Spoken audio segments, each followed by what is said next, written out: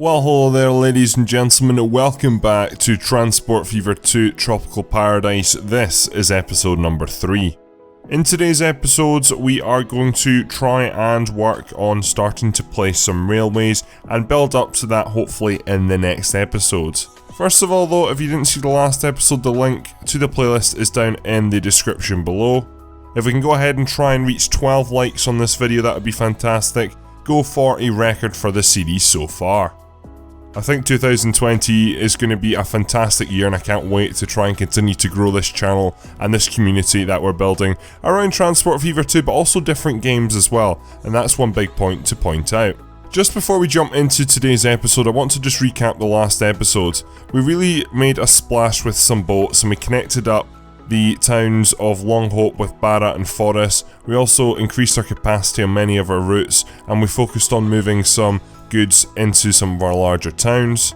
In this episode I want to expand upon that. I want to future-proof railways and I also want to try and make stable money. I do realise that we are at a stage where we are still needing to spend a lot of money, but I don't want to do that through loans. I want to bring in lots of money through our routes, which I think is very achievable to do. Make sure you leave your feedback down below and I will try and incorporate it when I return to this series at a live stage. Right now I am mass recording, so I do apologise if I do not get to implement your feedback until about mid-January. So in the background now you'll notice things have changed. We've gone from these wonderful time lapses, which I'm going to continue to do and I'm going to try and improve upon them. We're going to try and get a bit more of vehicle action cam, because the vehicle action cam is really cool. In a few of these episodes I have actually gone in and followed a vehicle and it is just great, the depth and the extra tools that you have now with the camera in this Transport Fever. But I've changed in the background and you'll see we're watching a time lapse now. So this time lapse is around the idea of me future proofing parts of the town and basically building railway stations before that land gets too expensive to destroy buildings on. I did this previously in my Transport Fever series on Orkney Islands after a really useful comment by a user called Meister. He has been a great supporter to the channel as of recent. What I decided to do in this time lapse is start to future-proof where I'm going to build train stations, because a lot of the towns where I am going to have railway lines being served into them, they are growing quite rapidly, so I thought, you know what, let's get some train stations down. So looking at the map here, there is 2 different areas where I'm going to have railway lines. Railway lines are really going to just exist on the larger islands where there are towns quite close together, basically the ones which are near enough connected up by buses. I build railway stations in the town of North End, the town of Forest and also the town of Barra. I then also do the same at the very south at the bottom of the map and go for Winchester, Montrose, Shanty and Southampton. I don't think any other towns except these 7 towns are going to be served by rail in this series, however that might change based on feedback and if some special events happen, which I've got a few ideas in my head. I'll explain a little bit more about it in the live gameplay today, but I think this is a great idea, but the downfall is that it did come at quite a cost. So on the start of this episode you'll notice that my money will be reduced and I'm also sort of playing it a bit cautious. One of my big aims in this episode is to continue to expand our cargo, but also to try and connect up the towns of Montrose, Shanty, Southampton and Winchester. Not going to do this by rail in this episode, but I'm hoping to build up enough demand through buses so that it could be a possibility in the next episode. Anyway, enough talking, let's get on to some live gameplay. Well, hello there ladies and gentlemen, welcome to episode number 3's live gameplay. We are starting here in the port at Longhope, and as we can see we got a lot of people waiting on the buses, which is good. And we're going to do a little bit of work on that today and also do some more future building. In the intro you would have seen something which I hope you would have liked to see. That is me laying train stations, and I'll not go into it in too much detail as I have already covered it partially, but we have pre-built train stations and I'm just making sure that we don't have a high cost when we come round to actually building and setting up the trains. Right now I'm not just yet quite at the stage where I do want to build lots of trains, but the demands and a lot of the routes, it's sort of hinting at it, which is really exciting, but I want to make sure that I don't spend a fortune just building a train station. So I've sort of pre-built some train stations. Maybe not the most optimal places, definitely, and I'm quite interested to see if this one will actually work in Montrose or not. But I thought, you know what, we might as well try and have a through train station from Southampton through to Winchester. We can make changes at a later stage if we require, which is good. So let's go ahead and have a look and see where we are at financially, because it's a bit up and down right now. So in the last episode I finished off by talking about the new cargo route I had instilled, which was taking construction material from here in Longhope all the way up to Barra Forest area, and then I've added on trucks like I said. I've gone for just the ZZ Stakes vehicle. I can't remember what it's called off the top of my head. I'll show you very quickly actually what vehicle I bought. So it's the Gaz MM truck with stakes, capacity of 10, that we're using throughout the map already. So we've got 3 of them on the go there, which does seem to be doing the job okay. Now, financially things are pretty sound. I'm already noticing though that here we're not really meeting demand really well at all, and we need to make a few changes. So first of all, on the boat that has just left for Forest, 70, it looks like we've already got higher capacity than that. We need to move more stuff, which is great to see, and I feel we might as well go for that. Right now that boat is supposedly making about 200,000, not 100% sure how accurate that is, but if we can have a slightly larger boat, i.e. maybe go for the Schaffhausen again, then we could ship more stuff, make more money, which is the upgrade that I'm going to go and do. It wasn't quite in the menu I expected, but hey ho, here we go. We're going to replace for only 200,000 just because it is such a new vehicle, which is fantastic. So that change has now been made, and that will hopefully have a long-term better effect once it does upgrade. Furthermore here, the capacity at the construction material here on Longhope is doing quite well. We are progressing up the levels, which is good. Slowly but surely getting there. Just need to make sure we're moving lots of stuff. We can see that the boat here has actually only got 81 out of 130, which is kind of interesting, but I'm expecting that demand to go up once we start to move this backlog here as well, because there's a very high backlog, which I'm not liking at all. Let's look at Longhope. We can just add a few more trucks on, to be honest. That's what we're going to do for the time being. I'm going to add in 2 extra vehicles with side stakes. That's going to cost me another 360,000, and that is not going to go into that route, so let me sort that out very quickly. So those have now been resolved, and they should help out with our ongoing cargo movement situation. Things aren't too bad, and that route is doing really well financially. This is this blue route here, the CA Conmats Longhope. It's at 142,000. Adding some more trucks in there is perfect. The next step would be to actually then just go up and try and get a higher capacity vehicle, which brings me to my next point. So, boats. The boat over from Barra to Longhope is full. That is just amazing. It's currently not in dock here. It's about to arrive in dock. 85 people. Wonderful. We've then got 55 people waiting here to get on. I honestly think that number would be higher if we can get more people out the city, and this is why we need to do some upgrading. So let's actually have a look at the breakdown and see where we're at with the bus route on this island. So right now, 39 out of 40. Fantastic numbers. I'm quite happy to add in maybe like 1 more bus or something onto this route.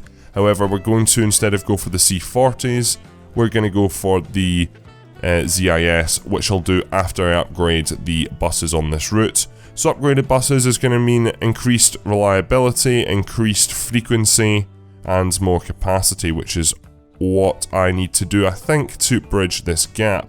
So I'm very quickly going to go and upgrade all these vehicles to the ZIS. So that's me now upgraded all of those vehicles, and then this is me adding on the 6th new vehicle. So hopefully that will have some effect. I'm trying to also clear the backlog going on here. That boat is left with 67 people on it, which is fantastic. The downfall is that we have got here a lot of people to move as well when they get off the boat. 85 people get dumped at this bus stop where we started this episode, so there's a lot of people to get then into Longhope itself, which is maybe one of the disadvantages of having this port way out of town, but I do feel that long term this route's already going to be a success. Even in the short term it is, which is great. 76 people waiting there. I do think we are probably meeting the demand coming down here right now, though I am happy to upgrade the buses on the yellow route as well. Currently the yellow route, if we just have a look at the vehicles, it's using the Fuso and I'm just going to make the small upgrade to the ZIS here again. Small change in capacity, only 2. We've got a much higher top speed, 6 extra miles per hour, and out on the country open road here, we should be able to achieve that, though I have noticed that it is using a medium street, not a country medium street, which I need to make sure we actually have in place so I can allow the vehicles to actually get up to that speed, because there's no point in having fast vehicles which actually can't reach their top speed. So let me very quickly go and make this upgrade now. We are going for the Barra Forest. There's already 9 vehicles on here, so frequency is at 75 seconds. Really wouldn't want much more, to be honest. If we get all vehicles here, we then go for replace selected vehicle, the ZIS. That's going to cost me 1.3 million, which is a lot, and I don't want to have to do that again anytime soon, because if we have to do something like that, you're into train territory by that point. That'll hopefully clear some of the backlog out though.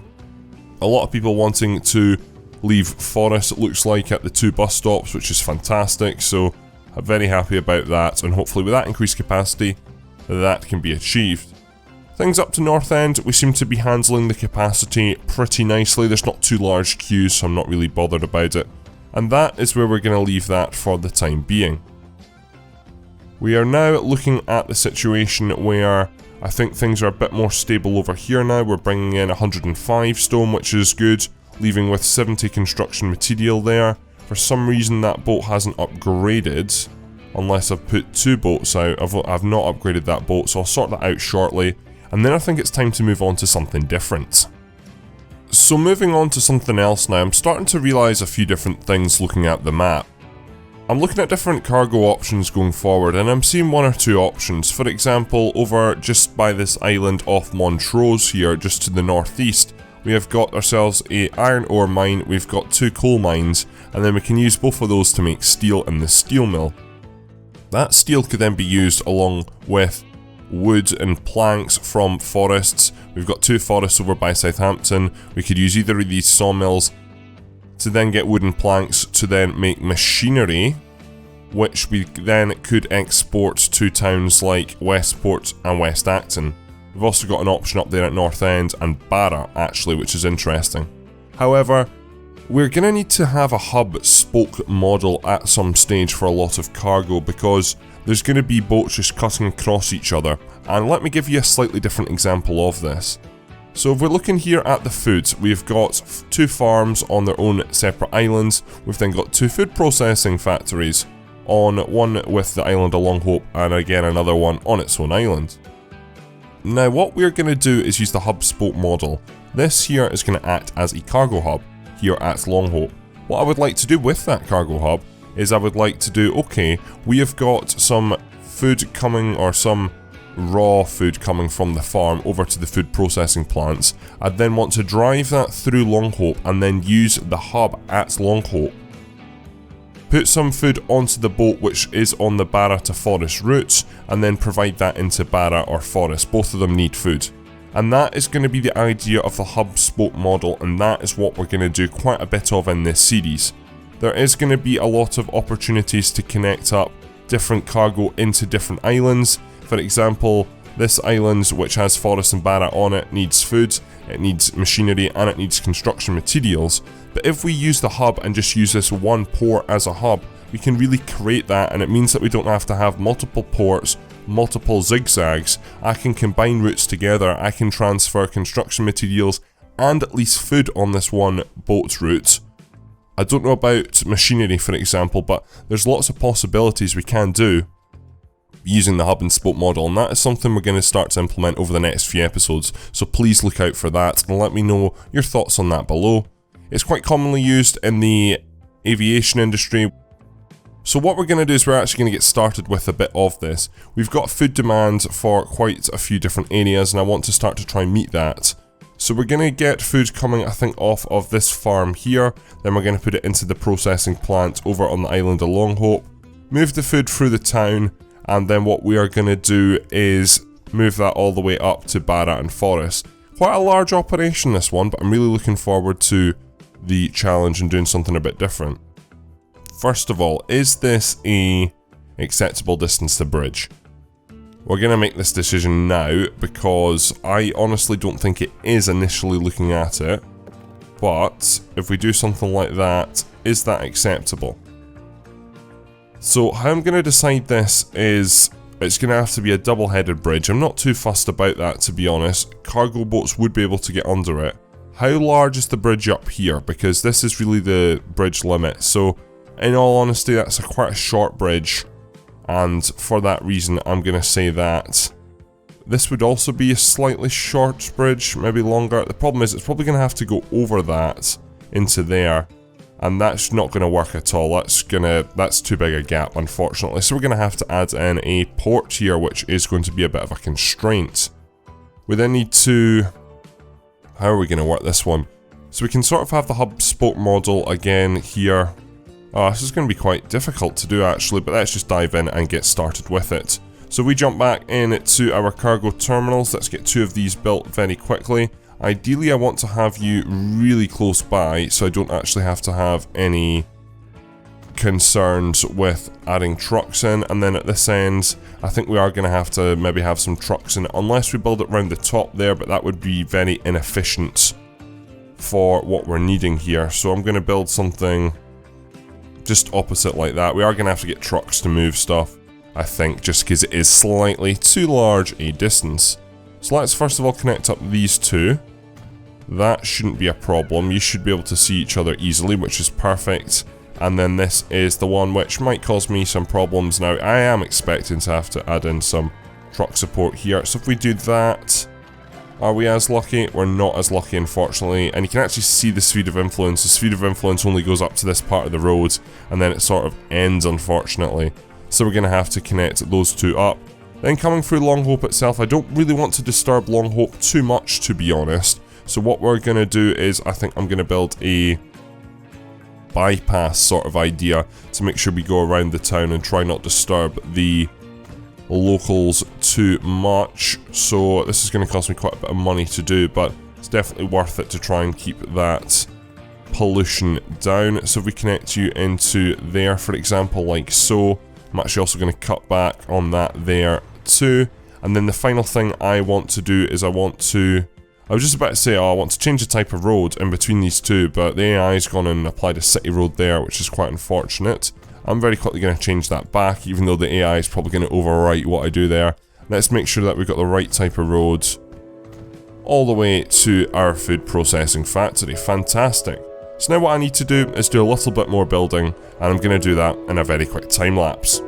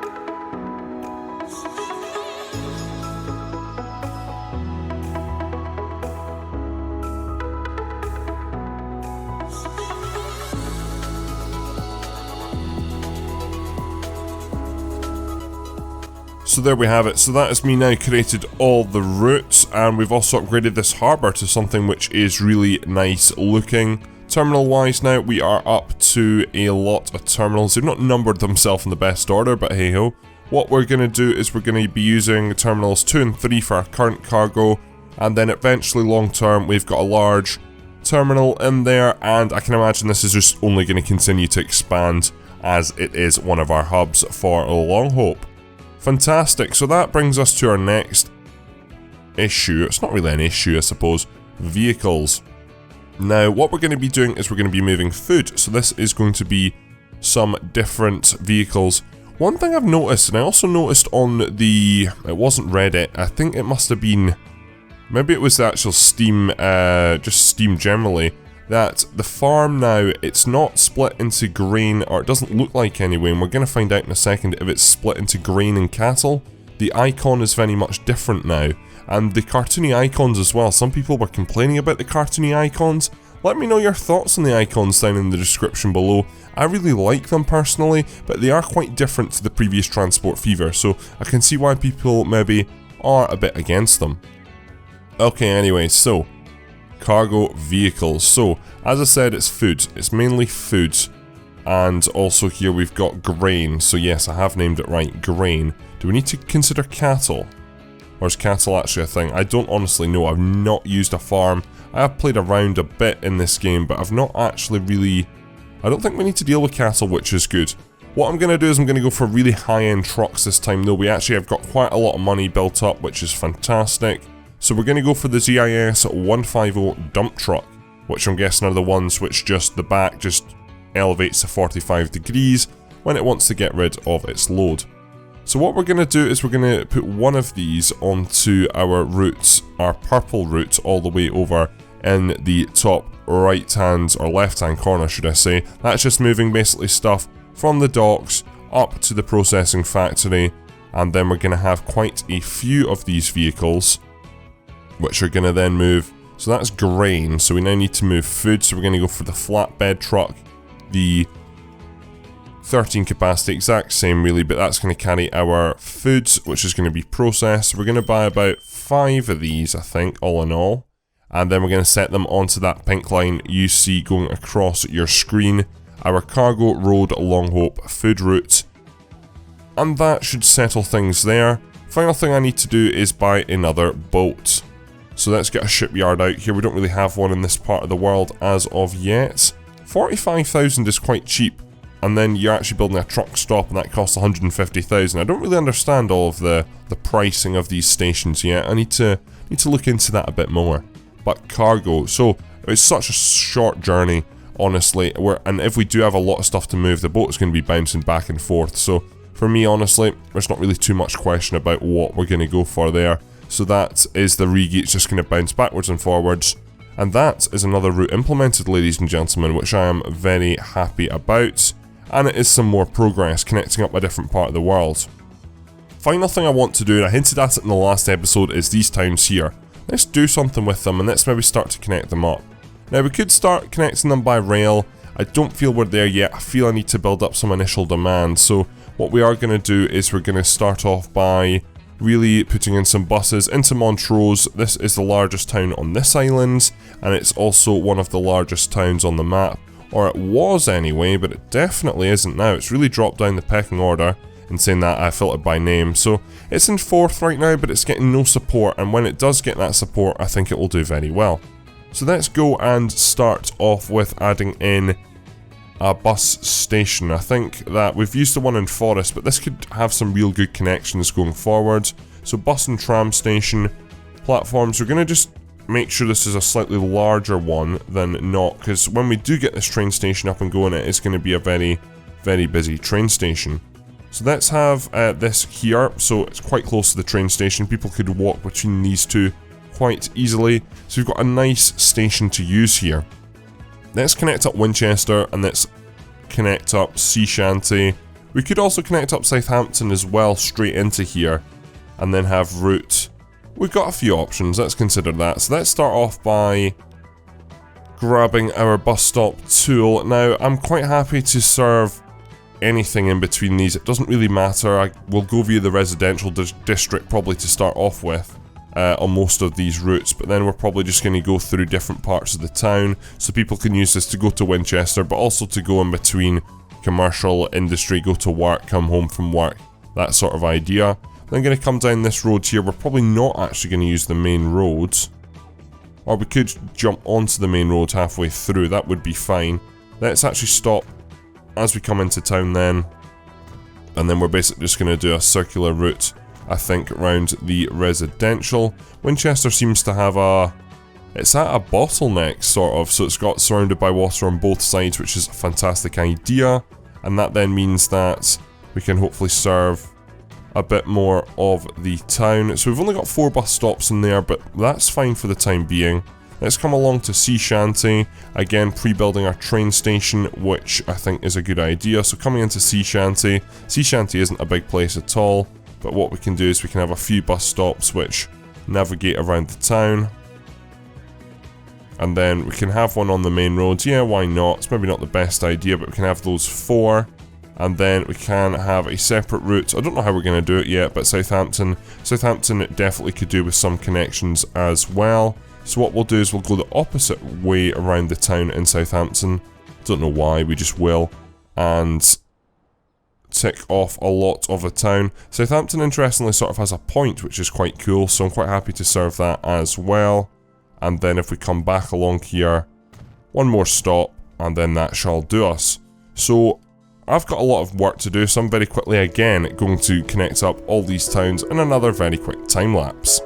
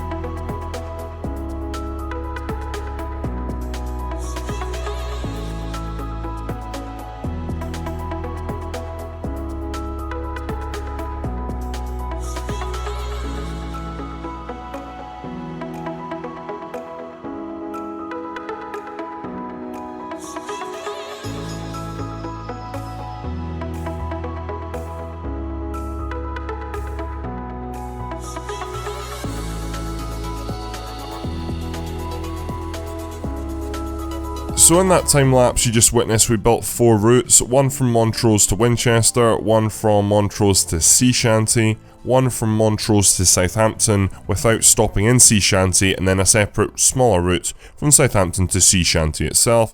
So all of these are now connected up. Throughout Montrose as well we do a variation of different things, which is nice to try and serve the town a little bit better. Again, it can be improved, and I'm expecting Montrose to grow quite a bit as we add in all these buses. Where are we going to run the buses from? We're going to run the buses out of a depot in the town of Sea Shanty. Sea Shanty being the smallest of the towns on this island right now, but I am expecting it to grow just because it is one of the more central ones. So this brings us to money and passenger vehicles now, and how are we going to do things? Well, first things first, I think we're going to go for the C40 on the route between Southampton and Sea Shanty, because personally I can't see that being a very busy route, to be honest.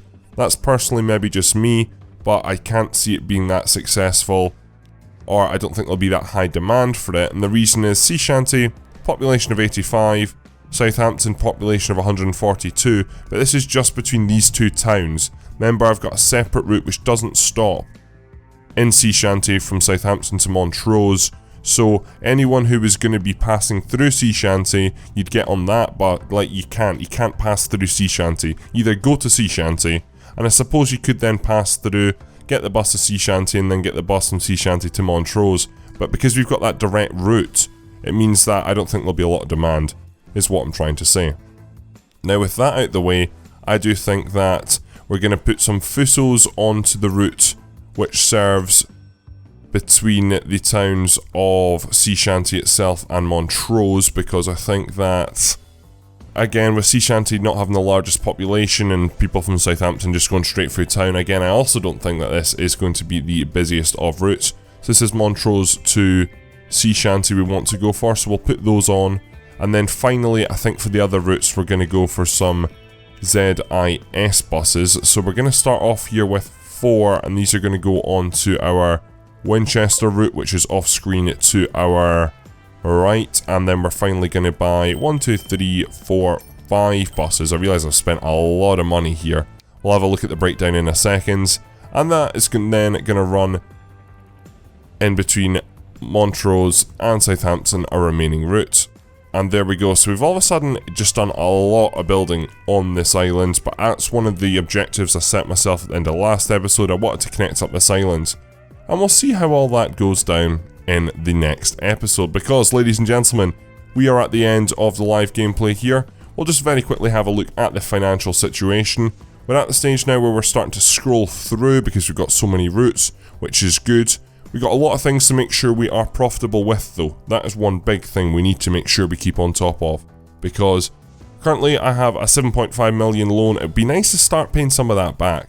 One interesting thing while we're in here actually is in between the 6th and 8th month of 1954, our investments have been 2.7 million. So just shows how much we've really spent there. And then I can imagine as well between the 12th month of 1953 and the 2nd of 54, we also spent a lot of money, and I can imagine that was probably on boats. Infrastructure a bit, yeah, we built harbours and upgraded stuff, and then also vehicles, whereas this one for our latest month period, 2.7 million on vehicles alone, which is fantastic.